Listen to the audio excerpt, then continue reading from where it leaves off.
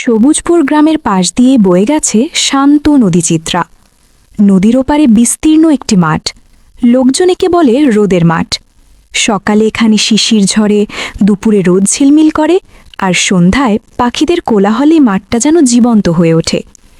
এই গ্রামেরই 12 বছরের ছেলে নীরব। নামের মতো সে খুব বেশি কথা বলে না, কিন্তু চোখ দুটো সব সময় চারপাশ দেখে। গাছ, পাখি, নদী সব কিছু তার কাছে গল্পের মতো লাগে। নীরবের বাবা কাদের আলী একজন সাধারণ চাষি।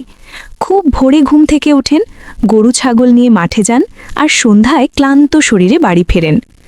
তাদের ঘরে আছে একটি বাদামি গরু রদি, 2টি ভেড়া লালু আর ভুলু, আর একদল হাঁস মুরগি। এক শীতের সকালে কুয়াশায় ঢেকেছিল পুরো মাঠ। বাবা ডাক দিলেন, নীরব, ওঠ বাবা, আজ রোদের মাঠে যাব। নদীর ধারে নতুন ঘাস উঠেছে। নীরব আর দেরি করল না, কাঁধে একটা ছোট ব্যাগ নিল, ভেতরে মা বানানো চিরা গুড় আর পানির বোতল। রোদির গলায় ঘণ্টা বাজতেই টং টং শব্দে সকালটা যেন জেগে উঠল।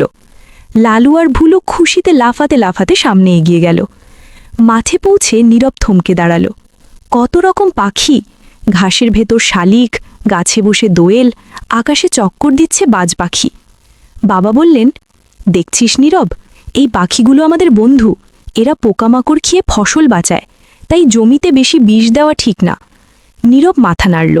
সে দেখল একটা ব্যাঙ নদীর ধারে লাফাচ্ছে, আর দূরে একটা খরগোশ দৌড়ে ঝোপে ঢুকে গেল। দুপুরের দিকে হঠাৎ সমস্যা। ভুলু আর লালু ঘাস খেতে খেতে আলাদা হয়ে যায়।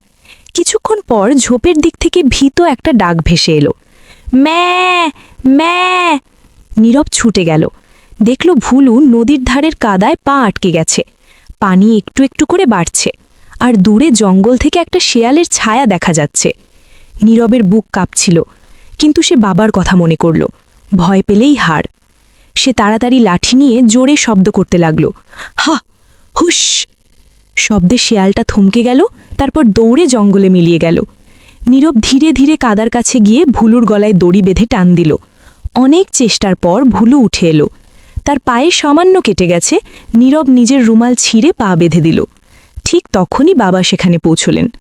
বাবা কিছুক্ষণ চুপ করে রইলেন, তারপর বললেন, আজ তুই সাহস দেখিয়েছিস বাবা, কিন্তু তার থেকেও বড় কথা, তুই দয়া দেখিয়েছিস। সবাই মিলে বটগাছের নিচে বসল। বাতাসে পাতার মর্মর। বানরের দল গাছে খেলছে। নীরব ওদের দিকে চিরা ছুঁড়ে দিল। একটা মা বানর এসে নিয়ে গেল। বাবা হাসলেন, এই পৃথিবী শুধু মানুষের নয় নীরব, গাছ, পশু, পাখি সবাই মিলেই পৃথিবী। নীরব মন দিয়ে কথাগুলো শুনল। ফেরার পথে নদীর ধারে নীরব দেখল প্লাস্টিকের বোতল, পলিথিন পড়ে আছে, পানি আটকে গেছে। নীরব থেমে গেল। বাবা, এগুলো সরালে নদীটা আবার ঠিকমতো বাঁচবে। বাবা কিছু না বলে পাশে দাঁড়ালেন। দুজনে মিলে সব ময়লা কুড়িয়ে এক জায়গায় রাখলেন। সূর্য ডুবে যাচ্ছিল, আকাশ লাল কমলায় ভরে গেছে। হাসির দল নদীর ওপর দিয়ে উড়ে গেল। রোদির ঘণ্টা আবার বাজল।